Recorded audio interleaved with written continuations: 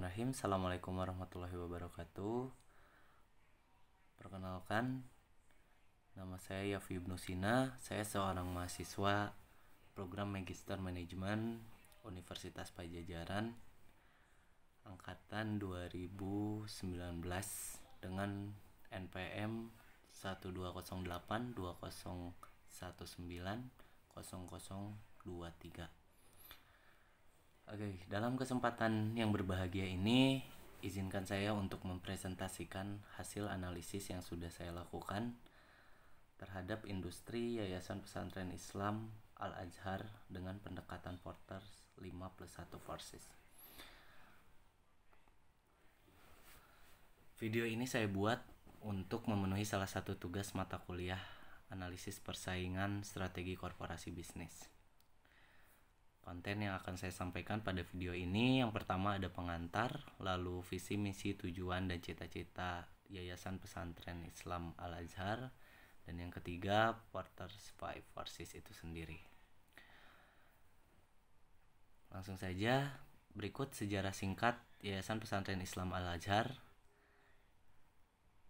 yang didirikan pada tanggal 7 April 1952 oleh 14 orang tokoh Islam dan pemuka masyarakat di Jakarta pada saat itu dengan nama Yayasan Pesantren Islam, belum diberikan tambahan nama Al-Azhar.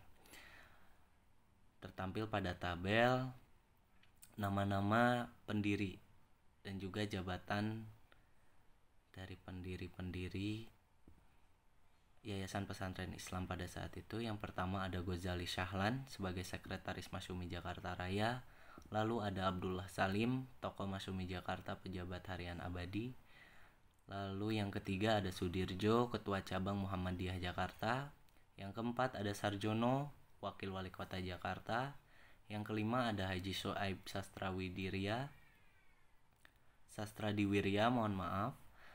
sebagai Pegawai Kota Praja Jakarta. Lalu yang keenam ada Ganda, Pegawai Jawatan Penerangan Kota Praja Jakarta. Yang ketujuh ada Haji Sulaiman Rashid, Pegawai Kementerian Agama Republik Indonesia, juga penulis fikih Islam. Lalu ada Jakob Rashid, Pegawai Kementerian Agama Republik Indonesia. Lalu yang kesembilan ada Karta Praja, Kepala Sekolah Rakyat di Jakarta. Lalu ada Tan In Hok, pengusaha muslim, ada Rais Camis, pengusaha muslim. Lalu ada Hasan Arzubi, pengusaha muslim, Farai Martak, pengusaha muslim, dan Hariri Hadi, seorang mahasiswa pada saat itu. Berikut tertampil foto-foto pendiri juga tokoh-tokoh yang berjasa dalam didirikannya Yayasan Pesantren Islam Al-Azhar. Ada Yakub Rashid, ada Ghazali Shahlan, ada Hariri Hadi, Rais Camis, Hasan Argubi, Ganda, Abdullah Salim, Soaib Sastradiwirya, lalu Syafruddin Prawiranegara, Profesor Dr. Hamka, lalu ada Kiai Haji Hasan Basri, ada Syekh Mahmud Salto. Baik, langsung kepada konten yang kedua, visi, misi, tujuan, dan cita-cita Yayasan Pesantren Islam Al-Azhar. Visi Yayasan Pesantren Islam Al-Azhar yaitu menjadi lembaga dakwah dan pendidikan Islam terkemuka dan modern dalam mencerahkan dan mencerdaskan kehidupan bangsa guna membentuk masyarakat Indonesia yang beriman, berilmu, beramal, dan bertakwa menuju izzul Islam wal muslimin. Dengan misinya membina dan mengembangkan dakwah dan pendidikan Islam dalam arti yang seluas-luasnya dengan semangat amar ma'ruf nahi mungkar. Yang kedua, mengawal dan membela akidah Islamiyah berdasarkan Al-Quran dan Sunnah Rasul. Lalu misi yang ketiga, menegakkan nilai-nilai kemanusiaan sesuai ajaran Islam demi kesejahteraan umat dan bangsa lahir dan batin. Yang keempat, meningkatkan kualitas SDM guna mewujudkan masyarakat yang beriman, berilmu, beramal, dan bertakwa melalui pengembangan kegiatan yang meningkatkan imtak dan iptek sesuai akidah Islam. Dan yang kelima, mendorong terwujudnya persatuan dan kesatuan umat untuk kesejahteraan seluruh rakyat Indonesia. Tujuannya ada 3. Yang pertama, mendidik pemuda-pemuda Indonesia untuk menjadi kadar pembangunan akhlak guna kesejahteraan Republik Indonesia. Lalu yang kedua, mendidik pemuda-pemuda Indonesia agar menjadi alat negara yang berjiwa bersih dan suci. Lalu yang ketiga, mendidik pemuda-pemuda Indonesia agar dapat menjadi misi Islam atau mubalik di belakang hari.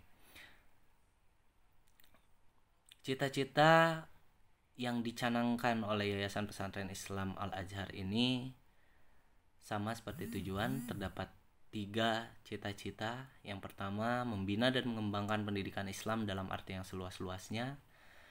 Yang kedua, meningkatkan mutu dan menyebarkan syiar Islam melalui pendidikan, dakwah, bimbingan, ibadah, seni budaya, dan sebagainya. Lalu yang terakhir, membentuk masyarakat yang berilmu, beramal, dan bertakwa kepada Allah, cinta bangsa dan negara, serta bergerak di bidang sosial untuk izul Islam wal muslimin atau kemuliaan Islam dan umat.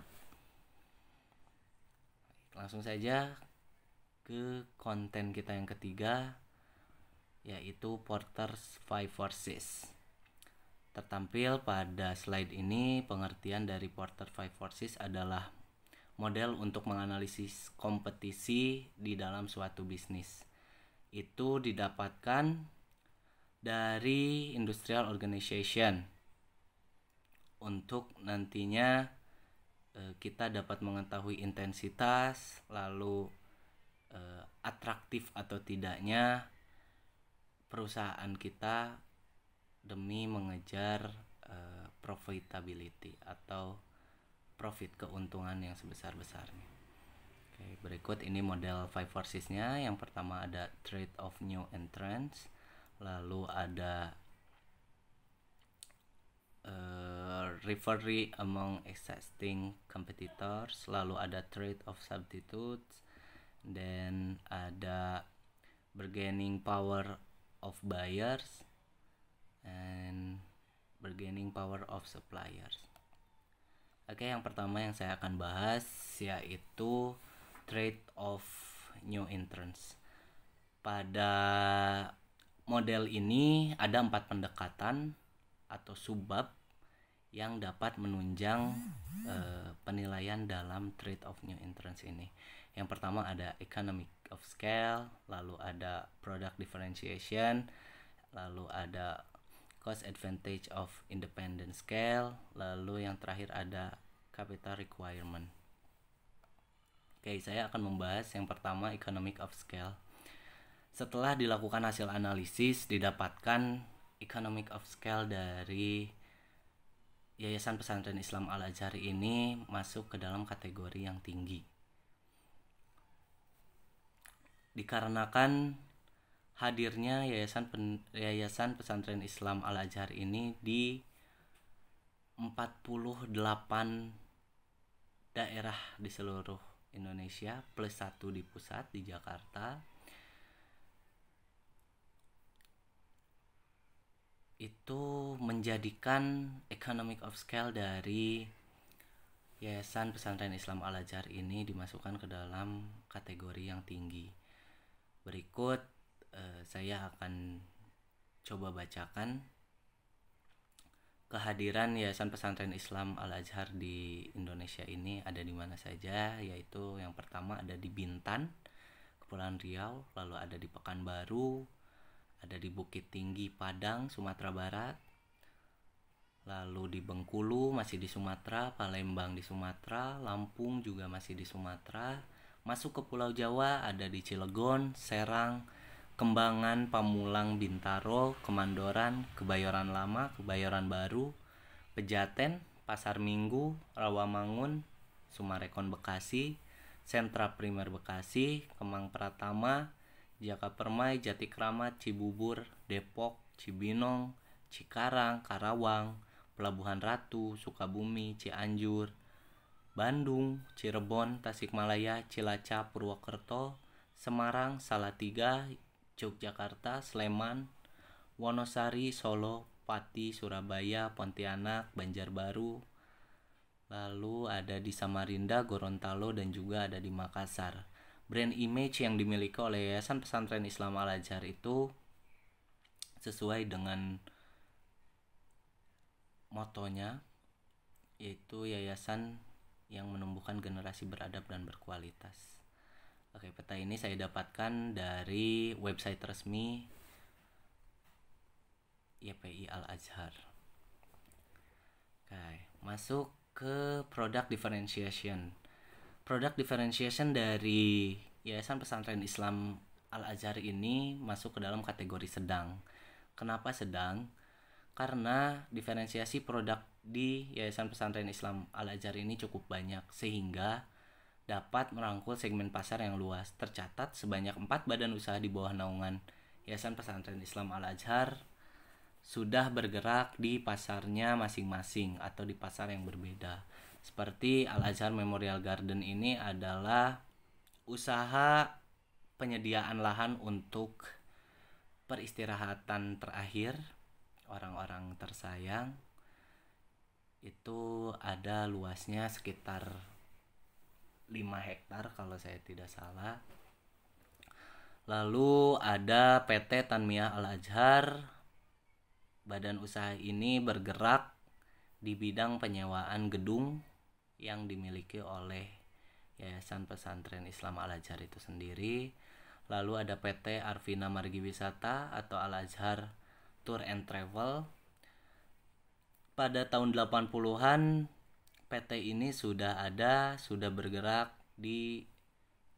bergerak menjadi Biro Perjalanan Haji dan Umroh yang sudah melanglang buana sejak tahun 80-an sampai saat ini, dengan perkembangan dapat membeli tiket online selain untuk haji dan umroh, juga perjalanan-perjalanan wisata lainnya.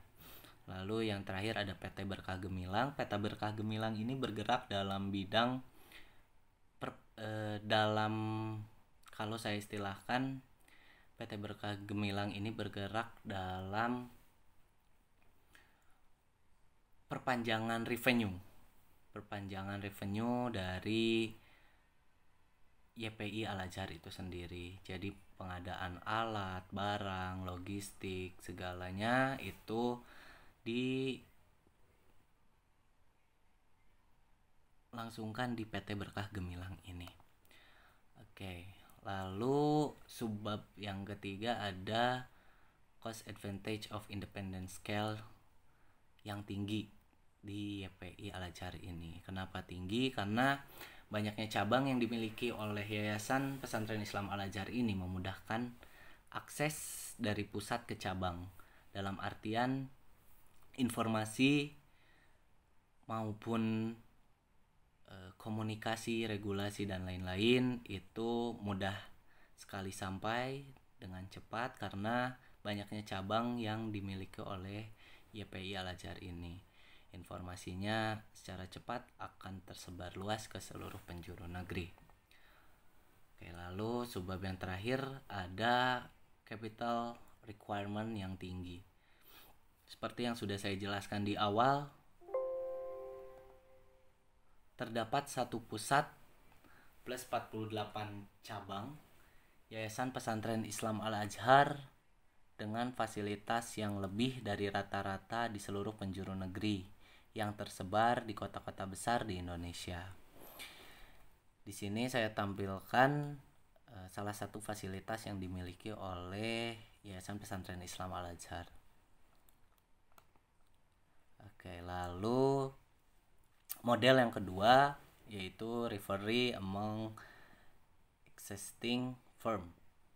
Ada 3 subbab yang menunjang penilaian pada model ini. Yang pertama ada number of competitor, lalu ada difference in quality, dan yang ketiga ada difference in price.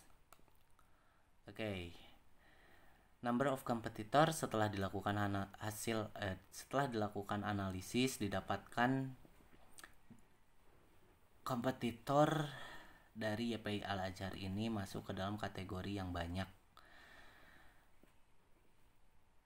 Banyak sekali yayasan sejenis di Indonesia pada umumnya, tetapi untuk pesaing yang dapat disandingkan dengan Yayasan Pesantren Islam Al-Azhar antara lain, ini informasi saya dapatkan dari website ceramahistiqomah.com kalau saya tidak salah.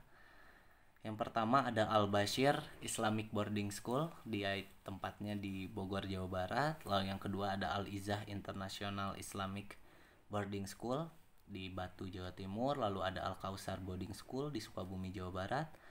Lalu ada Al-Mahad Islamic Boarding School di Bekasi, Jawa Barat. Dan yang kelima ada Al-Masum Boarding School di Bandung, Jawa Barat.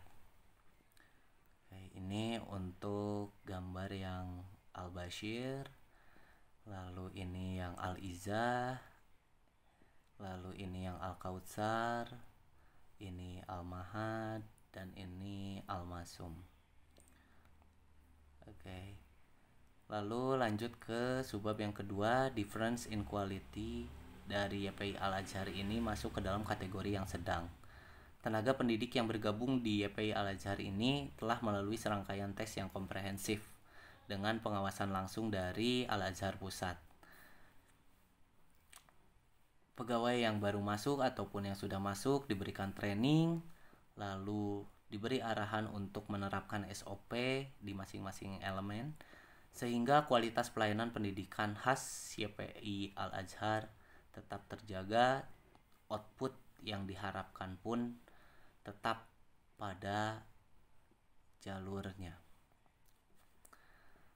Lalu subbab yang ketiga ada difference in price. Dari YPI Al-Azhar ini masuk ke dalam kategori sedang.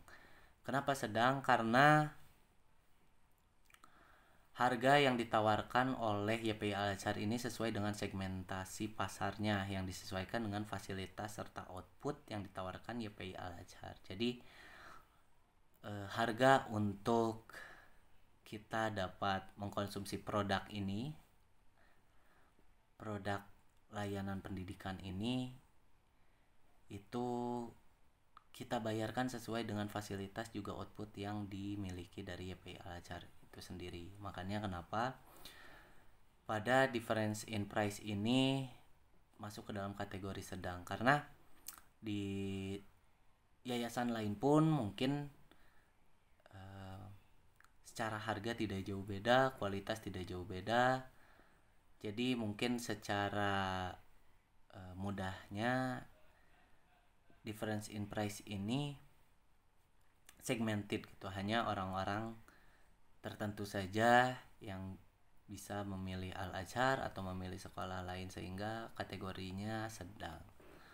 Oke, lalu model yang ketiga ada trade of substitute product dengan subbab lifestyle change, dan yang kedua product scarcity.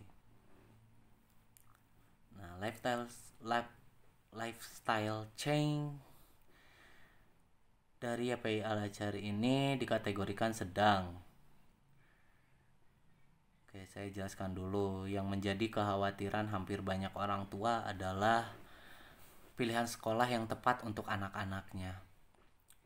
Memang terdapat banyak pilihan sekolah negeri atau swasta yang tersedia di sekitar tempat tinggal dari orang tua. Akan tetapi sebagian orang tua sadar kalau apa yang diajarkan di sekolah akan sangat mempengaruhi kepribadian, kerohanian, serta karakter anak. Nah, hal tersebut yang menjadi fokus atau peluang utama yang dilihat oleh YPI Al-Azhar untuk menarik minat dari konsumen-konsumen produknya. Dengan menawarkan fasilitas penunjang yang baik di lingkungan pendidikannya,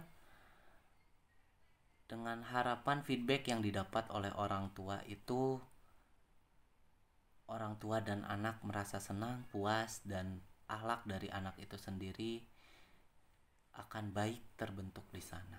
Seperti itu, masuk ke dalam kategori sedang. Lalu pada produk scarcity masuk ke dalam kategori rendah. Kenapa rendah? Karena produk penyelenggaraan pendidikan yang ditawarkan oleh YPI Al-Azhar pada dasarnya dapat ditemukan dengan mudah di kota-kota besar lainnya di Indonesia dengan tenaga pengajar yang distandarisasi dengan baik. Mungkin ini menjadi nilai plus dari Al-Azhar, menjadikan YPI Al-Azhar ini selalu menjadi tawaran yang menarik bagi konsumennya. Dalam artian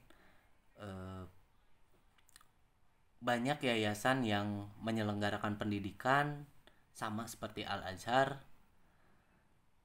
makanya produk scarcity ini masuk ke dalam kategori rendah. Jadi bukan hanya Al-Azhar saja yang menawarkan produk penyelenggaraan pendidikan, tapi karena banyak pesaing sejenis sehingga produk scarcity dari YPI Al-Azhar ini masuk ke dalam kategori rendah. Oke, lalu model yang selanjutnya ada bargaining power of buyer. Subbabnya itu ada jumlah pembeli, lalu ada the product being sold with undifferentiated, lalu ada the products are important for the customers. Itu ada 3 subbab ya. Nah, yang pertama itu jumlah pembeli masuk ke dalam kategori yang banyak dari YPI Al-Azhar ini. Kenapa? Karena setelah dianalisis sesuai positioning perusahaan, kenapa banyak yang membeli produk penyelenggaraan pendidikan dari Al-Azhar ini? Karena produk yang ditawarkan oleh YPI Al-Azhar ini mulai dari jenjang playground, kindergarten, hingga ke universitas. Jadi tentu saja pembelinya banyak sekali, seperti itu. Lalu yang kedua ada the product being sold was undifferentiated, yang rendah. Kenapa rendah? Karena produk penyelenggaraan pendidikan merupakan produk yang umum dan juga dapat diproduksi oleh pesaing. Karena penyelenggaraan pendidikan itu bukan hanya Al-Azhar yang dapat melakukannya, bukan hanya Al-Azhar yang dapat memproduksinya, sehingga kategori rendah ini memang masuk ke dalam subbab ini karena sifat produk penyelenggaraan pendidikan yang general gitu. Semua perusahaan bisa menyelenggarakan ini. Gitu. Lalu the products are important for the customers, yang tinggi. Kenapa tinggi? Dari yang sebelumnya rendah, kenapa yang ini tinggi gitu. Nah, pada subbab ini kenapa YPI Al-Azhar masuk ke dalam kategori yang tinggi? Karena ketersediaan berbagai jenjang pendidikan yang seperti saya tadi sudah jelaskan, dari mulai PG, TK, SD, SMP, SMA hingga universitas, memungkinkan calon konsumen YPI Al-Azhar ini dapat dengan bebas menentukan jenjang pendidikan yang akan dipilihnya untuk bergabung dengan YPI Al-Azhar. Misal, katakanlah si A menempuh sekolah dasar di tempat lain. Dia akan diberikan pilihan oleh orang tuanya, katakanlah orang tuanya itu calon konsumen untuk masuk ke SMP Al-Azhar atau SMP lain. Misal SMP-nya ternyata dia lebih memilih ke yang lain, Al-Azhar pun masih punya produk untuk menampung para konsumen. Menampung dalam tanda kutip. Ketika dia lulus SMP, mau masuk SMA, orang tuanya mengarahkan untuk masuk SMA Al-Azhar, Al-Azhar masih bisa menyediakan itu, bahkan hingga universitas. Seperti itu. Jadi berdasarkan kasus itu, biaya yang dikeluarkan calon konsumen pun akan lebih tepat sasaran sesuai jenjang pendidikan yang akan dipilihnya. Jadi tidak asal mengeluarkan biaya, tapi sesuai dengan produk yang dibeli oleh calon konsumen tersebut atau konsumen tersebut. Oke, yang selanjutnya ada bargaining power of supplier dengan subbab jumlah pemasok dalam industri, produk terdiferensiasi tinggi, ancaman integrasi vertikal ke depan. Ada 3 subbab ya untuk menunjang penilaian pada model ini. Yang pertama, jumlah pemasok dalam industri yang rendah. Kenapa rendah? Karena produk yang ditawarkan oleh Yayasan Pesantren Islam Al-Azhar ini adalah produk formal. Formal dalam artian seperti yang tadi sudah saya jelaskan, yang menyelenggarakan pendidikan itu bukan hanya Al-Azhar gitu. Bukan hanya Yayasan Pesantren Islam Al-Azhar saja, banyak perusahaan-perusahaan lain, yayasan-yayasan lain yang menyelenggarakan atau memproduksi produk formal ini gitu. Karena produk ini mudah didapat dan juga jumlahnya yang banyak. Jadi di satu kota mungkin bisa sampai 100 500 ya mungkin ratusan atau ribuan perusahaan yang menyelenggarakan pendidikan gitu. Nah, sehingga dengan hal itu ya berarti tidak ada pemasok khusus dalam industri ini. Oke, lalu yang kedua ada produk terdiferensiasi tinggi yang rendah. Produk yang dijual oleh YPI Al-Azhar merupakan produk umum yang dapat ditawarkan juga oleh kompetitornya. Jadi kenapa ini juga masih masuk ke dalam kategori yang rendah, karena produk dari YPI Al-Azhar ini lagi-lagi banyak orang yang bisa memproduksinya gitu, sehingga pada subbab ini dikategorikan rendah. Lalu ada ancaman integrasi vertikal ke depan yang rendah.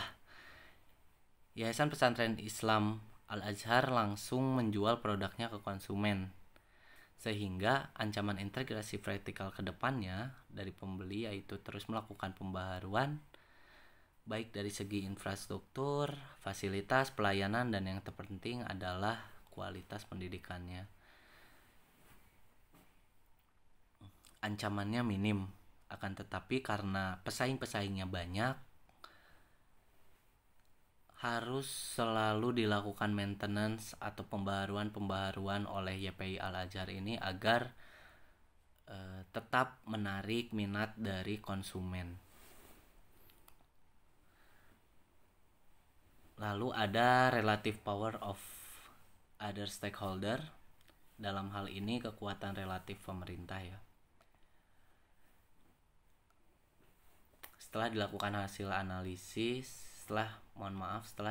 analisis, hasil yang didapatkan yaitu stakeholder dari lingkungan perusahaan antara lain pemerintah, kelompok kepentingan hukum, dan pemegang saham.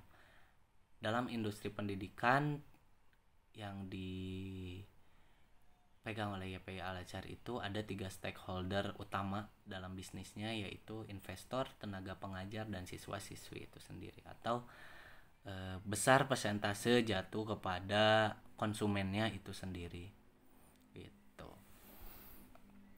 Terima kasih, saya Yafi Ibnu Sina, mahasiswa program Magister Manajemen Fakultas Ekonomi dan Bisnis Universitas Padjadjaran. Pamit undur diri, mohon maaf apabila banyak sekali terdapat kesalahan kata. Wabillahi taufiq wal hidayah. Wassalamualaikum warahmatullahi wabarakatuh.